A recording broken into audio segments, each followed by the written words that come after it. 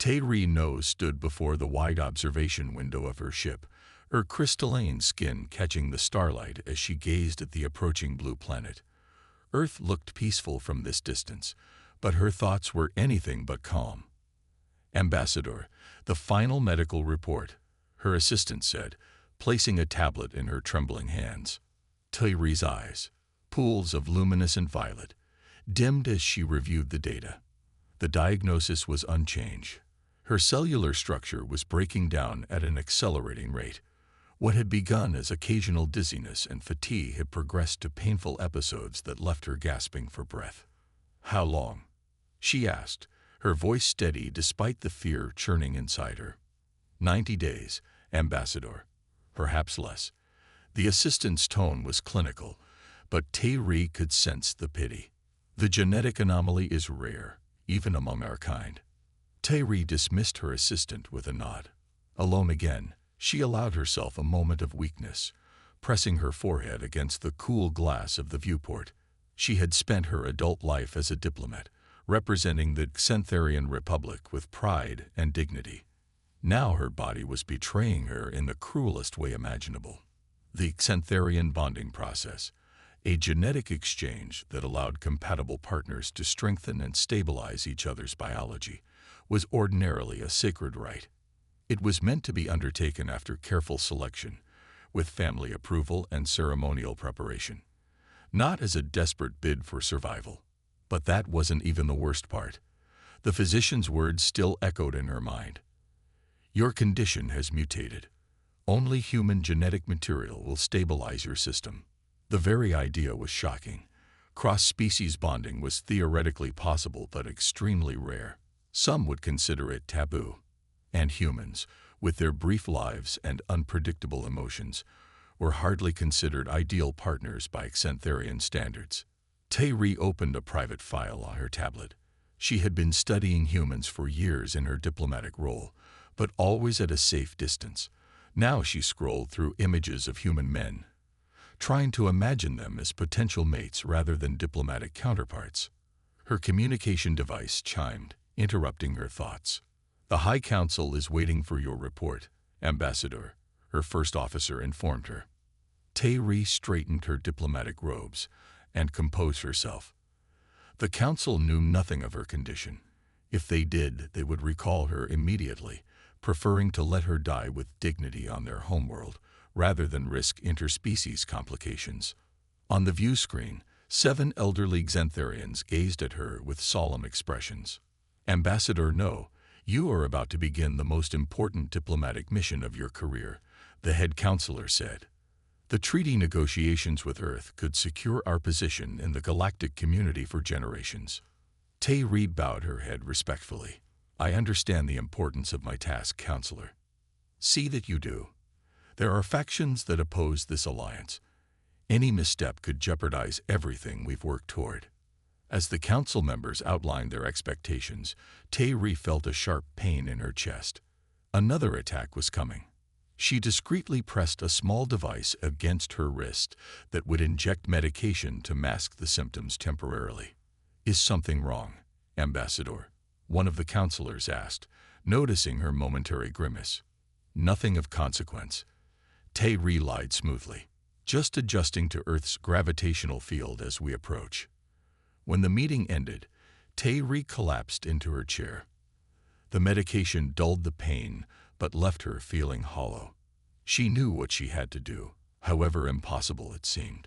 She needed to find a compatible human mate within 90 days, while conducting high-stakes diplomatic negotiations, all without revealing her true purpose. Her personal tablet chimed with a notification.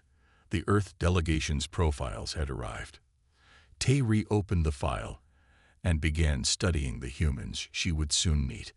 One face caught her attention. A man with kind eyes and a thoughtful expression. Dr. Jun Kim, xenobiologist and cultural liaison for the diplomatic team. Something about his gentle smile made her pause. The logical part of her mind reminded her that appearance told her nothing about genetic compatibility. But for the first time since receiving her diagnosis, Tae felt a flicker of hope. Later that night, while the rest of her crew slept, Tae-ri recorded a private message to be sent to her family only in the event of her death. "I go to Earth with 2 missions," she said softly. "One for our people, and one for myself. If I fail in the second, know that I tried to honor our ways even in desperation. If I succeed—" She paused, uncertain how to finish the thought. Would her family consider a human bonding a success or a disgrace? As Earth grew larger in the viewport, Tae-ri made a decision. She would find a way to survive, but not at the cost of the diplomatic mission or her personal honor. If she could find a human who genuinely cared for her, perhaps the bonding could be more than mere survival. The ship's computer announced their approach to Earth's orbit. Tae-ri stood and smoothed her robes. The clock was ticking. 90 days to negotiate a treaty. 90 days to find love. 90 days to live. The Earth Diplomatic Center gleamed in the morning sunlight as Tae-ri's transport touched down. A small welcoming committee waited on the landing pad, their faces a mixture of curiosity and caution. This was only the 3rd official Xantharian visit to Earth, and the first with such high diplomatic stakes. Tae-ri took a deep breath, steeling herself against another wave of dizziness. The journey from orbit had worsened her symptoms, but she couldn't show weakness now. She activated the subtle medical device on her wrist, letting the pain-masking medication flow through her system once more. "Remember, minimal physical contact," her cultural advisor whispered as the transport doors opened. "Humans are prone to touching during greetings, but they have been briefed on our customs." Tae-ri nodded, though her thoughts were elsewhere. Somewhere in this facility was Dr. Jun Kim, the man whose profile had given her that first spark of hope. But first, she had to navigate the formal welcome. "Ambassador No, welcome to Earth," said a woman in a crisp blue suit. "I'm Director Elena Reyes. We are honored by your presence." Tae-ri bowed slightly, her crystalline skin catching the sunlight and throwing rainbow patterns across the landing pad. Several humans gasped softly at the display, which made Tae-ri self-conscious. She had forgotten how striking her species appeared to human eyes. "The honor is mine," Tae-ri replied in perfect English. "The Xantharian Republic looks forward to strengthening our alliance." The formal introductions continued as they moved inside the facility. Tae-ri noted how the humans maintained a respectful distance, but their eyes betrayed their fascination. She was used to being an object of curiosity, but now she felt a new kind of vulnerability. She wasn't just assessing these humans as diplomatic partners. She was searching for a potential mate. Director Rice led them to a conference room where the rest of the Earth delegation waited. "Ambassador, these are the specialists who will be working closely with you during the negotiations." Tae-ri scanned the faces, looking for Dr. Kim. He wasn't among them. "Dr. Kim sends his apologies," Director Rice said, noticing her searching gaze. "There was an urgent matter in the xenobiology lab. He'll join us this afternoon." Disappointment washed over Tae-ri, but she maintained her diplomatic composure. "I understand. Science waits for no one, not even diplomacy." The morning passed in a blur of presentations and preliminary discussions. Though Tae-ri participated fully, her condition made it difficult to concentrate. By midday, she excused herself to rest briefly in her assigned quarters. Once alone, she collapsed onto a chair, her luminescence dimming dramatically. The monitor on her wrist showed alarming readings. Her cellular degradation was accelerating in Earth's atmosphere. She had suspected this might happen, but the reality was terrifying. Her 90 days might be closer to 60. A soft knock at her door startled her. "Ambassador, it's Dr. Jun Kim. Director Rice asked me to check on you before the afternoon session." Tae-ri quickly adjusted her appearance, brightening her skin's glow with conscious effort. "Please enter." The door opened to reveal a man in his mid-30s, shorter than she had expected from his profile, with intelligent eyes and an earnest expression. He carried a small medical scanner, but his manner was respectful, not clinical. "I hope I'm not intruding," he said, bowing in the Xantharian style. "I've been studying your customs. I hope I got that right." Despite everything, Tae-ri smiled. Your form is excellent, Dr. Kim. Please, call me June. He glanced at the scanner in his hand. I'm not here to examine you, despite appearances. The director was concerned about Earth's atmosphere affecting you, but I told her your species adapts quickly. You seem knowledgeable about Syntherians, Tayri observed. June's face lit up with genuine enthusiasm. I've dedicated my career to understanding non-human biology. Your species is particularly fascinating. The crystalline cellular structure, the bioluminescent communication capabilities. It's remarkable. For the first time since her diagnosis, Tayri felt a connection that went beyond diplomatic necessity. Here was someone who saw her biology not as alien, but as something to be admired. Perhaps you could show me your laboratory sometime, she suggested. I'm curious about your research. I'd be honored, Jun replied, his smile widening. Actually, I've been working on something that might interest you, a study of how different species adapt to unfamiliar planetary conditions. The irony of his research focus was not lost on Tayri. If only he knew how desperately she needed to adapt, not just to Earth, but potentially to a human partner. As they walked together to the afternoon session, Tayri felt another attack building. She stumbled slightly, grabbing the wall for support. June was instantly at her side, not touching her but clearly concerned. Ambassador, are you all right? Just adjusting to your gravity, she lied, the same excuse she had given the council. But June's expression showed he wasn't convinced. His eyes moved to her wrist, where the medical device was partially visible. He said nothing, but Tayri could see the questions forming in his mind. In that moment, Tayri made a decision. If she was going to survive, she would need help. Medical help from someone who understood xenobiology. Perhaps Dr. Jun Kim could be more than a potential mate. He could be her confidant, her doctor, perhaps even her savior. Actually, Dr. Kim, she said quietly, there is something I would like to discuss with you. Privately. After today's meetings. Jun nodded, his expression serious. My lab is secure. We can talk there. As they entered the conference room together, Tayri felt the weight of her secret pressing down on her. But for the first time since receiving her diagnosis, she also felt something else. Hope. The door to Jun's laboratory slid closed behind them with a soft hiss. Unlike the stark white conference rooms where they had spent the past week negotiating, his lab was a colorful chaos of equipment, plants, and specimen containers. Holographic displays showed rotating DNA structures and cellular models. No one will disturb us here, Jun said, gesturing to a chair designed to accommodate Syntherian physiology. What did you want to discuss, Ambassador? Tayri hesitated. She had rehearsed this conversation countless times over the past 7 days, but now that the moment had arrived, she found herself speechless. How does one explain to a virtual stranger that they need genetic bonding to survive? Before she could answer, a wave of pain crashed through her body. This attack was worse than any before. Her skin's luminescence flickered wildly, and she couldn't suppress a cry of agony as she collapsed to the floor. Jun rushed to her side, medical scanner already in hand. Ambassador, what's happening? Don't touch me, Tayri gasped, knowing direct contact during an attack could cause a premature and incomplete bonding. Jun kept his distance but hovered nearby, face etched with concern. I need to know what's happening if I'm going to help you. When the pain subsided enough for her to speak, Tayri looked up at him with dimmed eyes. I am dying, Dr. Kim.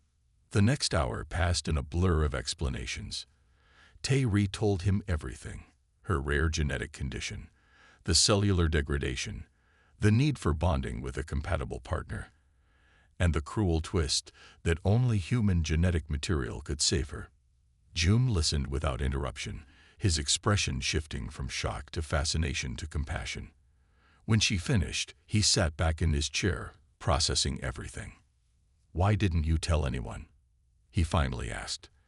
The diplomatic team could have arranged medical assistance. Tayri's skin darkened with shame. My condition is culturally sensitive. For Xantharians, genetic bonding is sacred, meant for life partners chosen with family approval. To seek it for survival would be seen as sacrilege by many, and to seek it with a human. She let the implications hang in the air. I see, Jun said softly. He moved to his computer console and began typing rapidly. I need to run some tests. With your permission, I'd like to take a cell sample.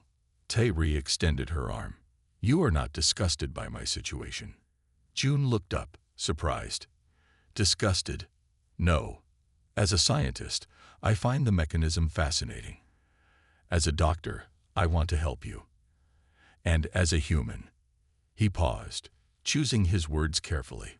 As a human, I respect the courage it took to tell me this. For the next several days, Jun worked tirelessly in his lab while Tae-ri continued the diplomatic negotiations. Her condition worsened, but Jun's treatments helped manage the symptoms. They developed a routine. Diplomatic meetings by day, medical research by night. During these late hours, cultural barriers began to fall away. Tae-ri learned about Jun's childhood in a small coastal town, his passion for understanding alien biology, and his dream of someday visiting other worlds. In turn, she shared stories of her homeworld, the crystal forests and singing seas that humans had never seen. In another life, we might have been friends, Tae-ri said one evening as Jun examined her latest test results. Who says we can't be friends in this one? Jun replied with a smile. But their growing closeness didn't go unnoticed. Director Rice called Jun to her office one morning, her face grim. There are concerns about your relationship with the ambassador, she said bluntly. Some members of the security team have noticed your late-night meetings. They're worried about possible security breaches. We're working on medical research, Jun protested. Research the diplomatic team wasn't informed about, Rice countered. In the current political climate, that looks suspicious. The political climate had indeed grown tense. A vocal minority on Earth opposed the alliance with the Xantharian Republic, spreading fears about alien infiltration and biological contamination. Meanwhile, Tae-ri received messages from home indicating similar resistance there. That evening, Jun shared the troubling news with Tae-ri. They're watching us now, he said, closing the blinds on his lab windows, and I've detected unauthorized access attempts on my research files. Tae-ri's skin dulled with worry. This could jeopardize the entire diplomatic mission. Perhaps I should return home. To die? Jun asked bluntly. No, we're close to a breakthrough. Look. He pulled up a holographic display showing cellular models. Your condition is complex, but I think I understand the bonding process now. The problem is, it requires more than just genetic material. The emotional component is crucial. Tae-ri stared at him. Emotional component. Your people bond for life, correct? That's not just biology. It's a psychological and emotional connection that triggers the cellular responses. Jun ran a hand through his hair, clearly uncomfortable. In simple terms, Ambassador, the bonding won't work without genuine feelings. Before Tae-ri could respond, alarms blared throughout the facility. A voice over the intercom announced a security breach. All diplomatic personnel report to secure locations immediately. This is not a drill. Jun rushed to his computer. Anti-alien protesters have broken through the outer perimeter, he reported, reading the security alerts. They're heading for the diplomatic wing. Tae-ri stood, swaying slightly as another wave of weakness hit her. I must return to my quarters. My staff. No, Jun said firmly, taking her arm despite cultural protocols. The diplomatic wing is their target. You'll be safer here. As the sound of shouting grew closer, Tae-ri looked into Jun's eyes and saw something that transcended language and species. Concern, protection, and something deeper that neither of them had yet acknowledged. Trust me, Jun whispered as footsteps pounded in the corridor outside. In that moment, caught between two worlds and facing dangers from both, Tae-ri made her choice. She placed her hand over his, the first deliberate touch she had initiated with a human. I do, she replied. The lab door vibrated under the impact of fists pounding from the other side.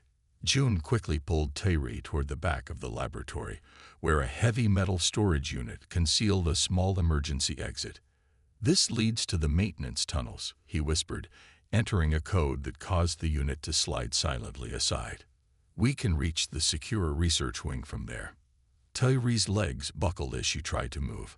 Her skin had lost almost all its luminescence, appearing dull and gray rather than crystalline. June caught her before she fell, wincing slightly at the strange electrical sensation that passed between them at the contact. "I'm sorry," she murmured. "My condition." "Don't apologize," June said, supporting her weight as they slipped into the narrow passage. The storage unit slid closed behind them, just as they heard the lab door burst open, followed by angry voices demanding to know where the alien ambassador was hiding. The maintenance tunnel was dimly lit with emergency lighting. June guided Tairi carefully, aware that every step was painful for her now. Her breathing had become labored, and her normally elegant movements were stiff and awkward. "My research," she gasped as they paused at a junction. "If they destroy the lab." "I backed everything up," June assured her, checking a small map on the wall. "And I've been sending encrypted copies to my private server. Nothing will be lost." They continued through the maze of tunnels until they reached a heavily secured door. June placed his palm on the scanner, and the door opened to reveal a state-of-the-art research facility. "Welcome to Section 7, he said, helping Tairi to a chair. "Only senior research staff have access. It's where we study the most sensitive xenobiological material." Tairi looked around at the advanced equipment with wide eyes. This was not in the facility plans shown to our delegation. June had the grace to look embarrassed. "Not everything is shared during diplomatic tours. Just as I suspect your people have research facilities not included in the tours you give to human delegations." He helped her onto an examination table, then activated a scanner that hummed softly as it passed over her body. The results appeared on a large screen, showing the accelerating breakdown of her cellular structure in vivid detail. "It's progressing faster than I anticipated," Jun said, his voice tight with concern. The stress of the attack triggered another decline. "How long?" Tairi asked weakly. Jun hesitated, then answered honestly. "Days, not weeks." He moved quickly around the lab, gathering equipment and samples. "I've been working on a synthetic compound that might simulate part of the bonding process," he explained. "It won't be a permanent solution, but it could buy us time until—" "Until what?" Tairi interrupted. "Until my people recall me. Until your government decides I'm a security risk." She closed her eyes briefly. "We both know there's only one solution." June stopped what he was doing and looked at her directly. "Genetic bonding with a human." "Yes. With me," he clarified. "Yes," she repeated, her voice barely audible. "But only if you are willing. I would never force." "I know," Jun said softly. He moved to stand beside her, his expression serious. "But there's something you need to understand. Based on my research, this bonding would be permanent, and it would change both of us." Tairi nodded weakly. "On my world, genetic bonding is for life. The changes are usually subtle for compatible Xantharians. But a human-Xantharian bond—" She shook her head. "It's unprecedented. I don't know how it would affect you." June took her hand, ignoring the spark of energy that jumped between them. "I've run simulations. The most likely outcome is that I would develop some Xantharian traits, cellular crystalline structures, possibly limited bioluminescence, enhanced sensory perception, and there's a high probability of a telepathic connection." "You would share my thoughts?" Tairi asked, alarmed. "Not exactly. More like emotional awareness, sensing each other's presence and feelings." He smiled slightly. "Actually, I think we already have the beginning of that connection. I've been able to sense your pain." Before Tairi could respond, her communicator chirped urgently. It was her first officer. "Ambassador, are you secure?" The human security forces have contained the protesters, but the diplomatic wings sustained damage. Director Rice is demanding a meeting with both delegations immediately. Tell her I am safe but indisposed, Tairi replied, trying to keep her voice steady. I will attend via communication link. After ending the call, she looked at June with resignation. The incident will be used by those who oppose our alliance, on both sides. All the more reason to make sure you survive to complete your mission, June said firmly. He returned to the workbench and prepared a syringe with a luminescent blue liquid. This is the synthetic compound. It should stabilize you enough to get through the meeting. As he administered the injection, their eyes met. After the meeting, we need to make a decision, he said quietly, about the bonding. The compound worked quickly, restoring some of Tairi's luminescence and easing her pain. As she prepared for the diplomatic video conference, she watched Jun continuing his work, moving efficiently around the lab despite the chaos of the day. Why are you willing to do this? She asked suddenly. The bonding would change your life forever. You would be neither fully human nor Xantharian. Jun paused, considering his answer carefully. When I became a xenobiologist, I committed myself to understanding other species, not just academically, but deeply, their experiences, their perceptions of the universe. He smiled slightly. Some might call this opportunity extreme fieldwork. That's not a sufficient reason to. No, he agreed. It's not. He moved closer, his expression serious. The truth is, Ambassador Tairi, no. In the past 2 weeks, I've come to admire you, your courage, your intelligence, your dedication to your mission despite your suffering. If the bonding means I can help you survive and continue to know the remarkable person you are. He shrugged slightly. Well, some choices are easier than they appear. The communication system chimed, indicating the diplomatic meeting was about to begin.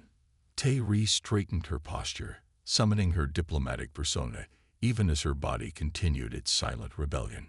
After this meeting, she said with newfound determination, we will complete the bonding ritual. Not just for my survival, but for the future of human-Xantharian relations. June nodded, a mix of fear and resolve in his eyes. Together, the genetic bonding chamber glowed with soft blue light. Tairi lay on one side of the circular platform, June on the other. Between them, a complex array of medical equipment monitored their vital signs and prepared to facilitate the unprecedented union between human and Xantharian. Are you certain? Tairi asked one final time. Her voice was barely a whisper, her condition now so advanced that each word required effort. Jun reached across the space between them, his finger stopping just short of touching hers. I am. The diplomatic meeting had gone poorly. After the attack, both sides had retreated to defensive positions. The Xantharian Council had ordered Tairi to return home immediately, officially for her safety, but she suspected they had learned of her condition. Earth's diplomatic team, meanwhile, was divided between those who wanted to strengthen security and those who saw the attack as reason to terminate the alliance talks completely. They will not understand what we're doing, Tairi said softly. They don't need to. Not yet. June nodded to the lab assistant, the only other person who knew what was happening, who started the bonding sequence and then left the chamber, sealing it behind her. The air between them began to shimmer with particles that were neither fully matter nor energy. Tairi felt her consciousness expanding, reaching toward June as his reached for hers. The pain of her condition faded as something new took its place, a sensation of being simultaneously herself and something more. June gasped as the first wave of the bonding energy passed through him. His skin began to glow faintly, reminiscent of Tairi's natural luminescence, but uniquely his own. The genetic exchange had begun. I can feel you, he whispered in wonder. Not just physically, but your essence. Tairi smiled as strength returned to her body. And I can feel yours. So different, yet somehow familiar. The process lasted hours, though to them it felt like both an instant and an eternity. When it was complete, they remained connected by something beyond scientific explanation, a bond that transcended their distinct biologies and created something new. 3 months later, they stood together before the newly formed Interspecies Council. The room was tense with diplomatic representatives from Earth and the Xantharian Republic watching them closely, some with curiosity, others with suspicion. Tyri, her crystalline skin now shimmering with renewed health, addressed the assembly first. "Honored representatives, what you see before you was not planned by either of our governments. Dr. Kim and I underwent genetic bonding out of necessity to save my life. But what began as a desperate act has revealed possibilities none of us could have imagined." June, whose formerly human eyes now contained flecks of bioluminescent color, continued where she left off. "The bond we share has allowed us to understand each other's species in ways that would have been impossible otherwise. I retain my human identity while experiencing aspects of Xantharian perception. Ambassador No remains Xantharian while understanding human emotion and thought patterns directly." A human representative stood, her expression skeptical. "This is precisely what many feared, alien genetic infiltration of humanity." June shook his head. This was not infiltration. It was integration, voluntary and mutually beneficial. From the Xantharian side, an elder spoke up. "Our sacred bonding rituals were never meant for outsiders. This sets a dangerous precedent." "With respect, Elder," Tyri replied, "our ancestors could not have foreseen the diversity of intelligent life we would encounter among the stars. The principles of bonding, mutual respect, acceptance, and growth apply regardless of species."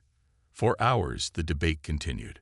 Some saw their union as an abomination, others as a political tool, still others as a scientific curiosity to be studied and perhaps replicated. Through it all, Tyri and June stood united, occasionally communicating without words through their telepathic connection, a side effect of their bonding that had strengthened over time. "They fear what they do not understand," Tyri thought to June. "Then we must help them understand," he replied silently. When the formal session ended without resolution, Tyri and June returned to their shared quarters. Though technically still the Xantharian ambassador, Tyri now worked alongside June in a newly created position, interspecies liaison. Their unique perspective made them invaluable to both sides, even as they navigated political suspicion. "Do you regret it?" Tyri asked as they watched the sunset from their balcony. "The bonding." June considered the question seriously. The past 3 months had not been easy. His body was still adapting to the changes, and he had faced prejudice from some humans who saw him as tainted. His family struggled to understand his choice, yet the connection he shared with Tyri and the new way he experienced the world had expanded his understanding beyond what he had ever thought possible. "No," he said finally. "What began as your salvation became my transformation. Both were gifts." Tyri's skin brightened with emotion, a reaction June could now read as clearly as a human smile. "Tomorrow's meeting will be difficult. The Xantharian Council is sending representatives to evaluate whether I should remain ambassador. Whatever happens," June said, taking her hand and feeling the familiar energy pass between them, "we face it together. We've created something neither of our worlds fully understands yet, a bridge between species that goes beyond politics or science." As night fell, they stood at the edge of an uncertain future. But unlike the frightened, dying diplomat who had first arrived on Earth, Tyri now faced that future with strength and hope. And June, no longer just a curious scientist, had become part of something greater than himself. What had begun as a desperate mission for survival had become the first step toward a new understanding between worlds, one genetic bond at a time.